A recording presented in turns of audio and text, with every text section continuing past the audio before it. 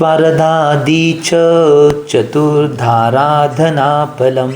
क्रमेणाहं ध्रुवं वक्षे स्वस्वरूपोपलब्धये. नमो सुजिनो, नमो सचुष, नमो. आचार्य भगवान अमित गती स्वामीजी विरचित मरणकंडकाजी या शास्त्राची वाचना चालू आहे.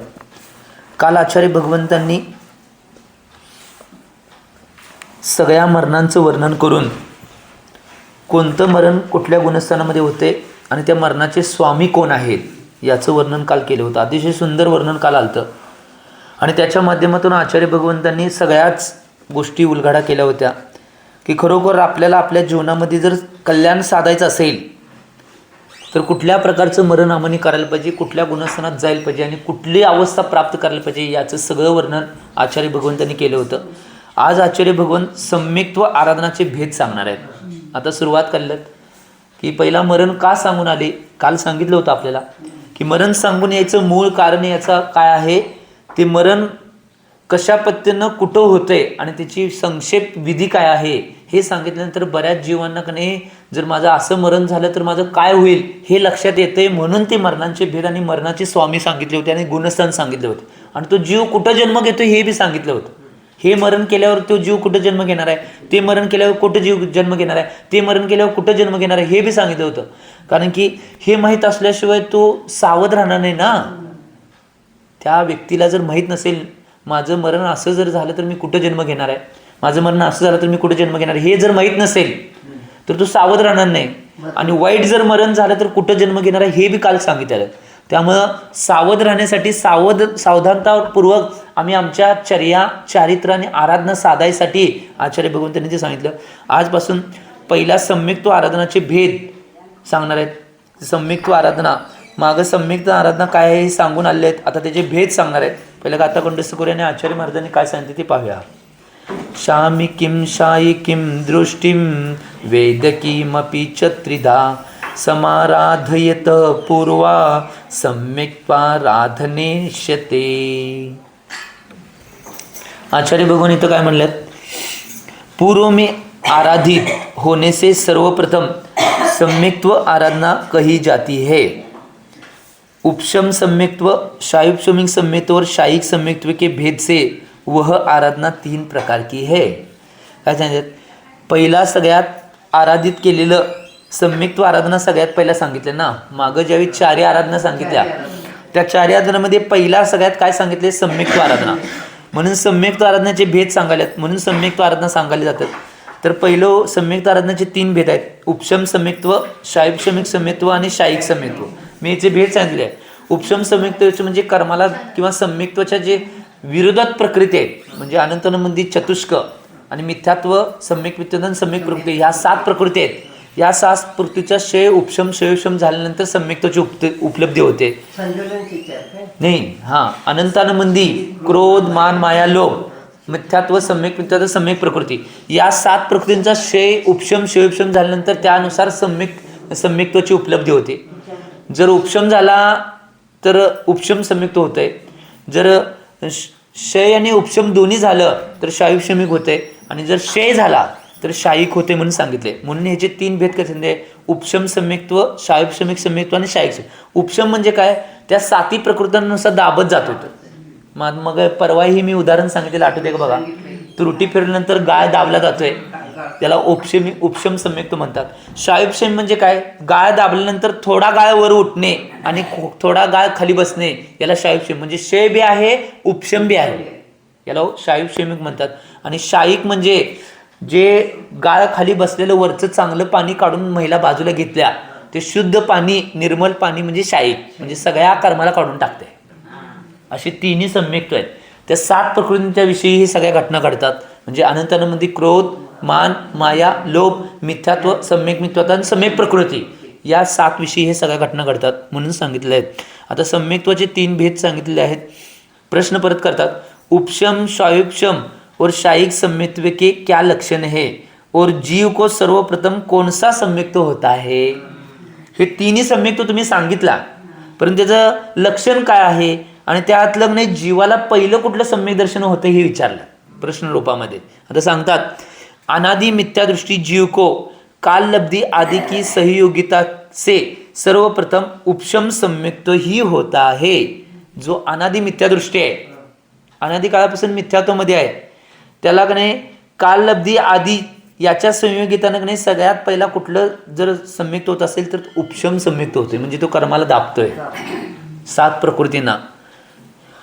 इसका जगन्य उत्कृष्ट काल मात्र एक अंतर्मूर्त है.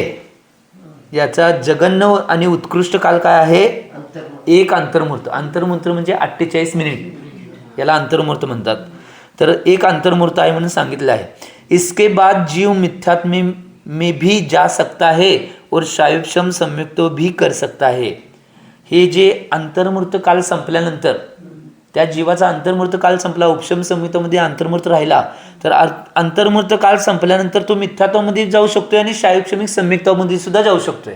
काय बाधा नाही, जाऊ शकतोय, काय बाधा. कारण ते उपशमिक संयुक्त आहे, उपशम संयुक्त आहे ना, ते कर्माला दाबत जाते. कर्म वर येणारच की कधी कधी. जर शायिक असेल तर परत कधी मिथ्यात्वात जाणार नाही. शायुक्षम असेल तरी सुद्धा मिथ्यात्वात जाऊ शकतोय, कारण की निम्मा शेय आहे, निम्मा उपशम आहे. त्यामुळे फक्त एकच सम्यक्त्व असं आहे, ते एकदा प्राप्त झाले की मोक्षाला दिल्याशिवाय सोडत नाही. शायिक सम्यक्त्व, हां पूर्ण कर्माचा शेय. यह सम्यक्त्व अत्यंत निर्मल होता है. आणि म्हणून हे सम्यक्त्व अत्यंत निर्मल असते म्हणून सांगितलेलं आहे. पुढे सांगतात जैसे कतक फल के संयोग से जल का कर्दम नीचे बढ़ जाता है और जल निर्मल हो जाता है, वैसे ही परिणाम विशेष से मिथ्यात्व और अनंतानुबंधी क्रोध मान मायालोभ इन 5 प्रकृतियों अथवा मिथ्यात्व सम्यक मिथ्यात्व सम्यक प्रकृति तथा अनंतानुबंधी 4 इन 7 प्रकृति के उपशम से आत्मा में जो विशुद्ध होती है उसे उपशम सम्यक्त्व कहते हैं. म्हणजे दाबल्यावर जी परिणिती होते ते त्यावेळी सांगितले.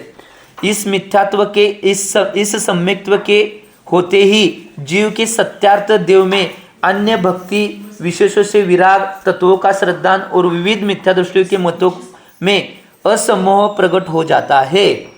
कटक फल म्हणजे काय माहिती काय? त्रुटी. संस्कृतमध्ये त्याला नाव आहे कटक फल. कटक फल म्हटले. मग कटक फलाच्या संयोगाने नाही जलामध्ये नाही जो कर्दम म्हणजे मळ, तो मळ खाली बसतोय. तसं नाही सम्यक्त्व जे आहे त्यामध्ये अनंतानुबंधी क्रोध मान मायालोभ मिथ्यात्व सम्यक मिथ्यात्व सम्यक प्रकृती, ह्या 7 प्रकृती आहेत नाही, त्या 7 प्रकृती दाबल्या जातात आणि त्या दाबल्यामुळे जी विशुद्ध परिणाम होतात त्याला उपशम सम्यक्त्व म्हणतात. कारण की त्यावेळी ते कर्म दाबलेलं आहे, त्यामुळं विशुद्ध परिणाम झाले ना, त्यालाच उपशम सम्यक्त्व म्हणलेलं आहे. आणि म्हणून सम्यक्त्व जे जीव आहेत ते मग त्यावेळी उपशम सम्यक्त्व प्राप्त झाल्यानंतर ते अन्य भक्ती करत नाहीत, विषयामध्ये विराग करत नाहीत, तत्वाचं अश्रद्धान करत नाहीत, मिथ्या दृष्टींच्या मतामध्ये असमोह करतात, म्हणजे त्याच्यावर आपली हे दाखवत नाहीत, म्हणजे ते पूर्ण श्रद्धामय बनतात, हे सांगितलेलं आहे. पुढं आता प्रश्न विचारले शायुपशम सम्यक्त्व किसे कहते हे. आता उपशम सम्यक्त्व झालं, शायुपशम सम्यक्त्व काय आहे? 4 अनंतानुबंधी कषाय म्हणजे क्रोध मान माया लोभ, अनंतानुबंधी क्रोध मान माया लोभ, मिथ्यात्व सम्यक मिथ्यात्व, इन 6 प्रकृति के उदय भविष्य और इन्हीं के सदावस्था रूप उपशम से तथा देशघाती स्पर्धक वाली सम्यक प्रकृति के उदय में जो तत्वार्थ सद्दान होता है उसे शायुक्षमिक सम्यक्त्व कहते हैं. म्हणजे 7 प्रकृतीमध्ये उदय भविष्य बी असणार आणि सद अवस्था रूप उपशम बी असणार. म्हणजे थोडा गाय उठलेला आहे, थोडा गाय दबलेला आहे, अशा पद्धतीने अशा स्पर्धकांचा ज्यावेळी अशा पद्धतीनं तत्वार्थ श्रद्धान होत आहे त्याला शायुक्षमिक सम्यक्त्व म्हणलेलं आहे.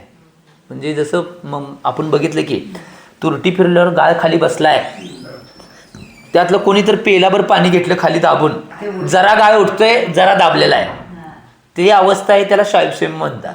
म्हणजे इकडं उदयभावी शे बी आहे, उदयात येणारा शेय आहे, कारण की दुसरा वळ कुठनं मळ यायला नाही. फक्त सद अवस्थारूप उपशम काय आहे? कारण की तिथं मळ दाबलेला आहे आणि थोडा वर आलेला आहे, म्हणून याला शायुक्षमिक सम्यक्त्व असं म्हणलेलं आहे. आशय तत्वार्थ सद्दानाला. आता पुढं आचार्य भगवान परत प्रश्न करणार आहेत.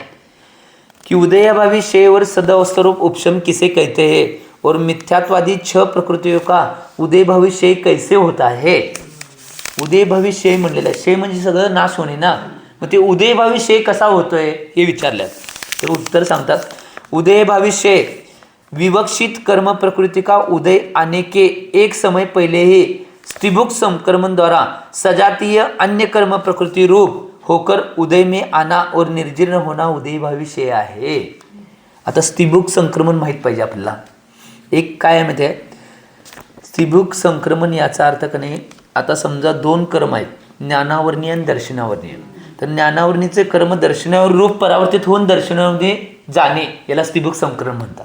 संक्रमण म्हणजे एका प्रकृती दुसऱ्या प्रकृतीमध्ये जाणे याला स्त्रीभुक संक्रमण म्हणतात. स्त्रीभुक स्त्रीभुक संक्रमण हे गोमटसर कर्मकांडमध्ये स्वाध्याय आहे याचा. तर इथं काय सांगितले, विवक्षित कर्म प्रकृती के उदय आने के एक समय पहिले. आता जे 7 प्रकृती आहेत त्याचा उदय यायच्या आधी एक समय स्त्रीभुक संक्रमणद्वारा सजातीय म्हणजे त्यांच्या स्वतःच्या जातीच्या ज्या प्रकृती आहेत त्यांचा उदय होऊन त्या प्रकृतीरूप उदय होऊन की नाही निर्जन होणे याला उदयभावी शेय म्हणलेला आहे. हे आता हे कळायसाठी की नाही सगळं गोमटसार कर्मकांड आधी जरा वाचायला पाहिजे किंवा 148 गणपती 24 ठाणा देवाचे 53 भाव ह्या सगळे कंठस्थ पाहिजे तर हे कळतंय. जेवढं कळतंय तेवढं समजून घ्या. म्हणजे आता समजा उदाहरण देतो तुम्हाला साध्या प्रमाणे. आता घरात 2 मुलं आहेत. बाबांनी काहीतरी मिठाई वगैरे आणली आणि ती मिठाई नाही पेढे आणले समजा, तर ह्याला 4 पेढे आणि ह्याला 4 पेढे ठेवलेत. आता उदयभावी शेय कसा होतोय, तर त्याला उदयामध्ये किती पेढे आल्यात 4. आता उदयामध्ये मग त्याला मिळाल्यात 4 पेढे, ह्याला बी किती मिळाल्यात 4 पेढे. आता काय होतंय, कधी तर नाही एक मुलगा जरा चालक असतो त्यातला, त्याला 4 पेढ्यावर ग बसत नाही, त्याला पाय जास्त असते. मग ते त्याला वशील लावते त्या दुसऱ्या मुलग्याला. ते म्हणते मी तुला काहीतरी देतो त्यातला 1 पेढा मला दे. मग ते काय करते 1 पेढा देते. आता 1 पेढा दिल्यानंतर ती काय झालं, स्त्रीभुक संक्रमण झालं. त्याने 1 पेढा दिला ना तिकडं, तसं कर्म बी इकडं कर्म देते, त्याला स्त्रीभुक संक्रमण म्हणतात. आता ह्याच्याकडं नाही असून सुद्धा नाही 3च पेढा आहेत, दोघांना 4-4 आलती, परंतु संक्रमण झालं ना, 1 पेढा इकडे गेला ना, त्याला स्त्रीभुक संक्रमण म्हणतात. अशी स्त्रीभुक संक्रमणची व्यवस्था आहे हे सांगायसाठी. आणि मग आता तिथल्या एका पेढ्याचं शेय झालं ना, नाहीच तिथे पेढा इकडे गेला ना तो, त्यामुळे तिथं तो 1 पेढा नाही शेय झाला त्याला उदयभावी शेय म्हणतात. अशी पद्धत आहे. असं कर्माची वाटणी होत्या. ह्याच्याकडे एवढं 5-4 कर्म असलं त्यातले 1 कर्म इकडे जाणार, मग इथला उदयभावी शेय झाला आणि ह्याच्याकडे हे मिळालं स्त्रीभुक संक्रमण ह्याला म्हणतात. अशा पद्धतीनं पुढे प्रश्न विचारतात, अनंतानंदी कशाय के उदय काल प्राप्त कर्म निषेकों का प्रति समय एक निषेक अप्रत्याकन आदि 12 कषाय रूप संक्रमित होकर परमुख से उदय में आकर निर्जीर्ण होते रहना अनंतरमध्ये 4 कषाय का उदयभावी शेय आहे. मी जे सांगितलं उदाहरण तेच सांगायला.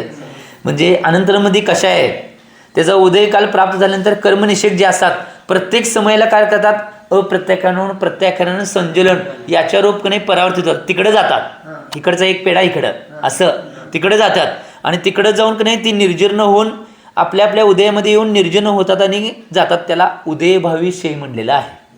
हे असं उदयभावी शेय असते.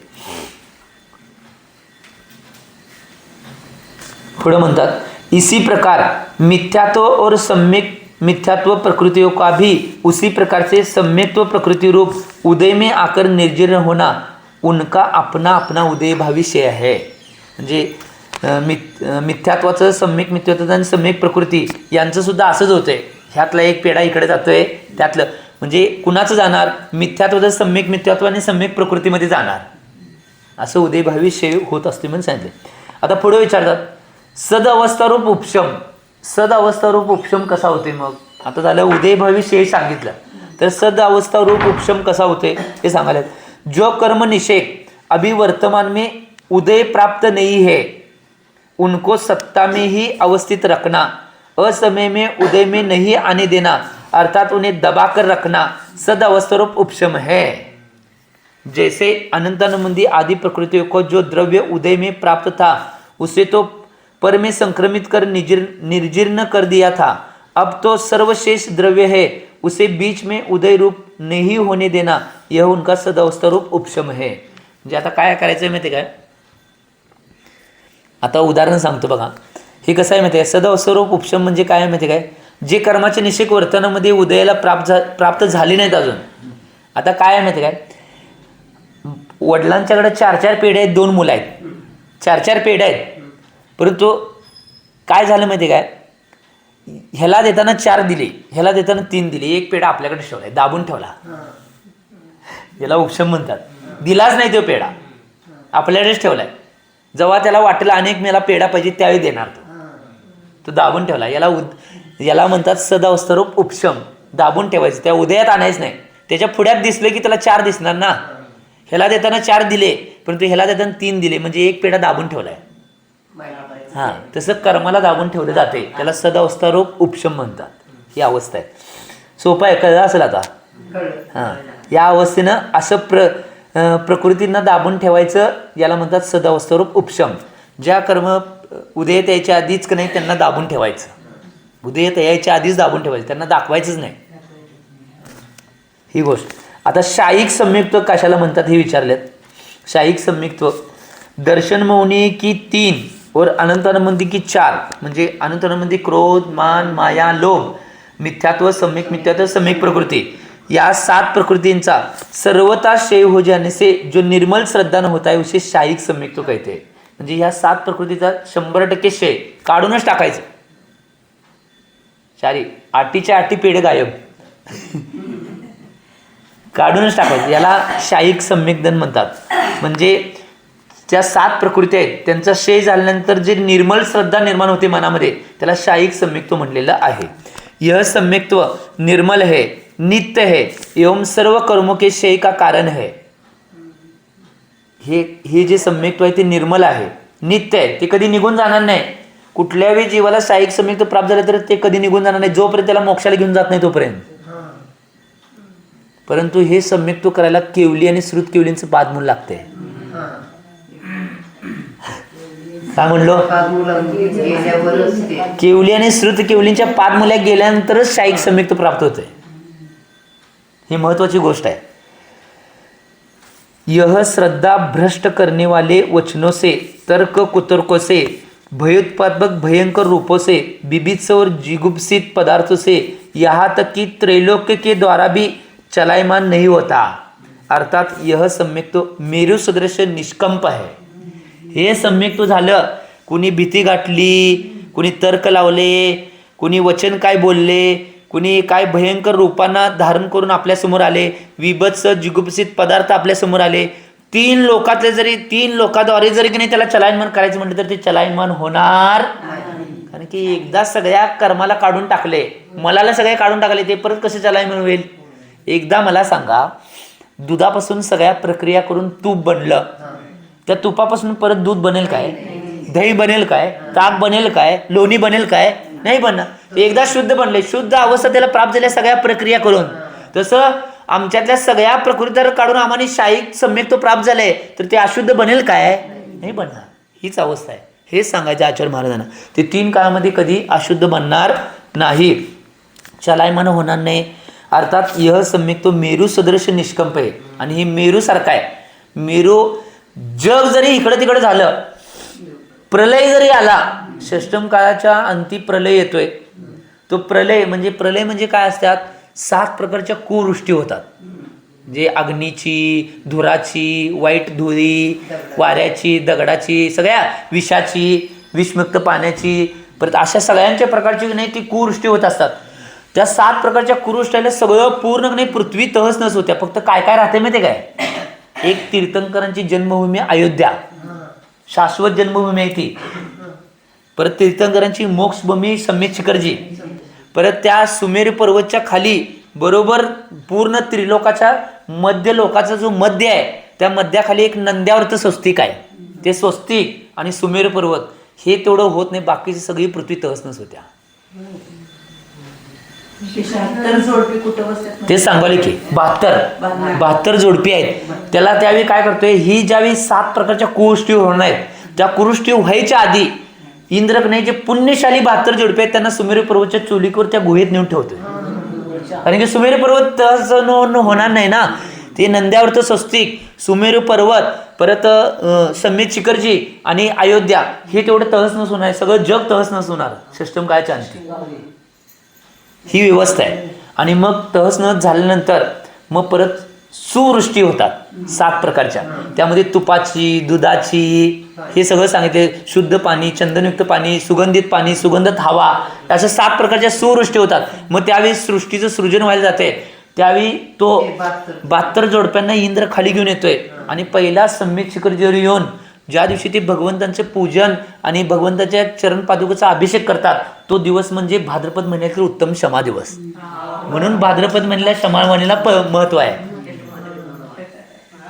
युगाच्या प्रारंभाला सुरुवात केली म्हणून नाही भाद्रपद महिन्याला क्षमा वर्षातून दशलक्षण 3 वेळा येते.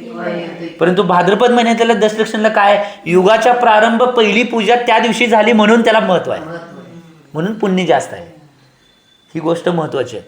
त्यामुळे आम्ही चिंतन करणं आवश्यक आहे. त्यामुळे एक गोष्ट लक्षात घ्या, अखंड सगळं जरी पृथ्वी इकडे तिकडे झाली तरी आमचं शाहीक सम्यक्त्व एकदा प्राप्त झालेलं हलणार हे सांगायचं आहे. मेरू सदृश्य म्हणून मी सांगितलं, मेरूचं उदाहरण द्यायसाठी हे सगळं सांगितलं मी. मेरू असा चलाय म्हणे की त्या कुवृष्टी झाल्यावर सुद्धा सगळी पृथ्वी तहस नस होते परंतु मेरू चलायमान होणार नाही म्हणून मेरूचं उदाहरण दिलं जाते. हां, ते सम्यक दृष्टीचा असा उल्लेख कुठं आला नाही. पुण्यशाली आहेत असा उल्लेख आलाय. ते पुण्यशाली 72 जोडपी म्हणजे त्यातले असू शकतील बी. त्यामुळं ते 72 जोडपी मग त्यात नुसता मनुष्याची तर असं नाही, त्यात तिर्यांची बी आहेत.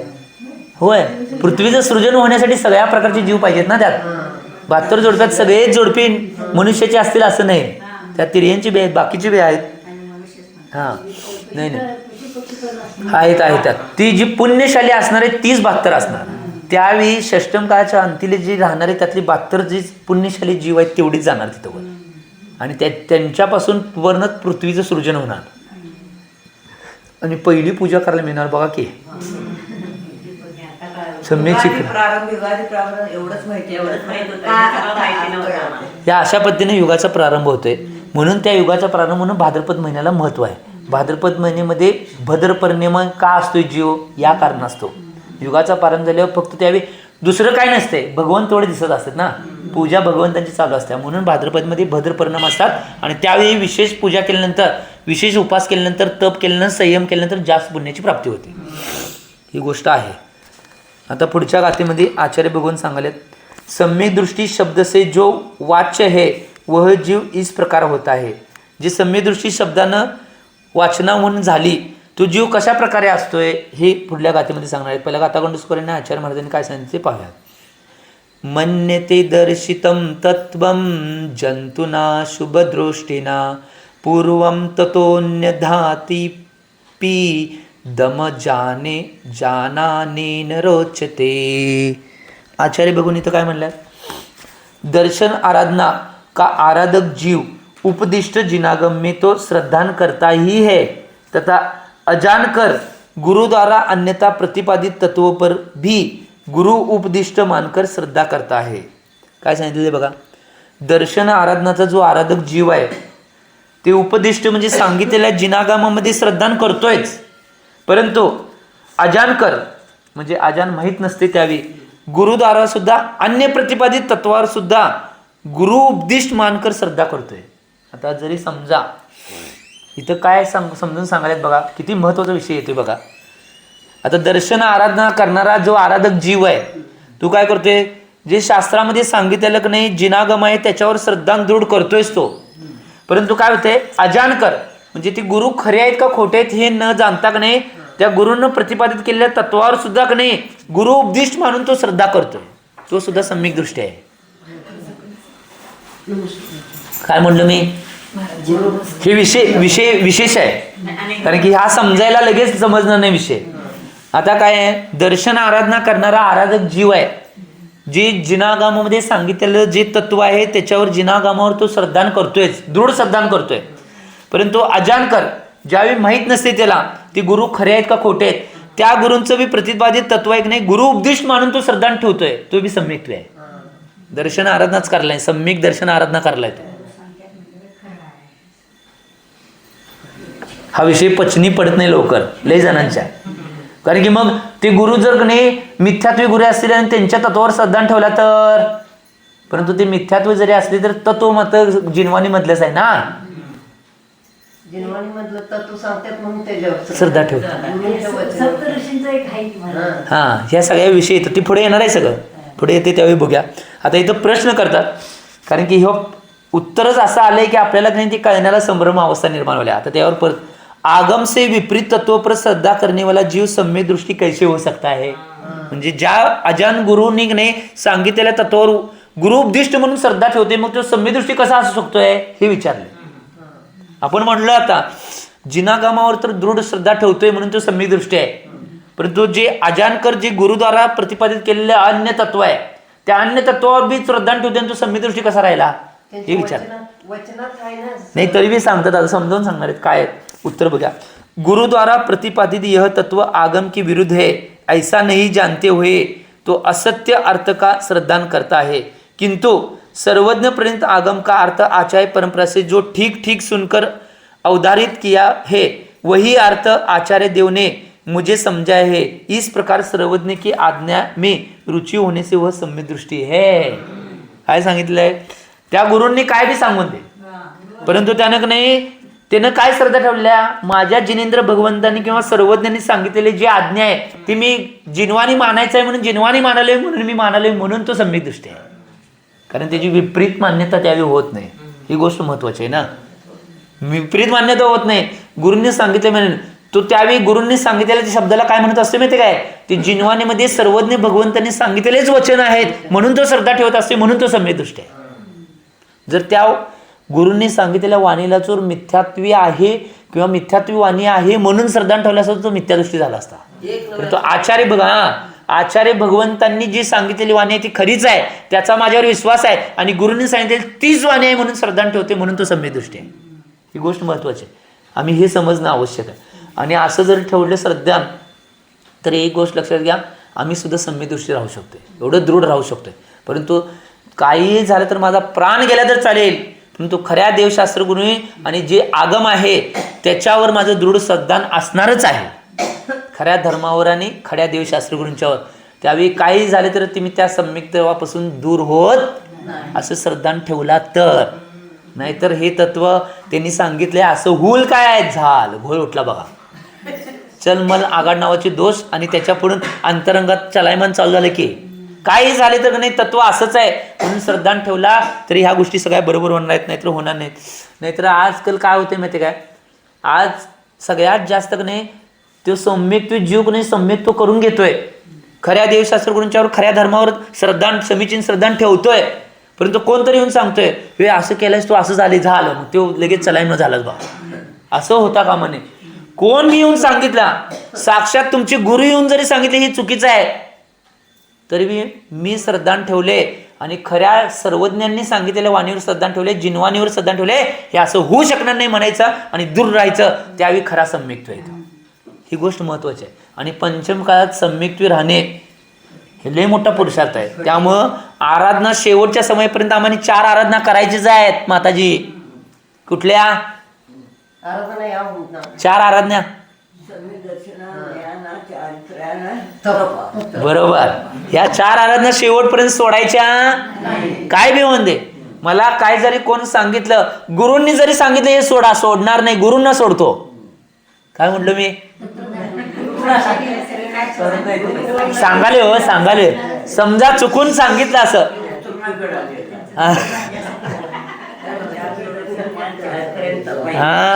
हे सोडायचं नाही. काय बी सगळ्यांना सोडायला लागलं तर चालतंय, सोडायचं सगळ्यांना.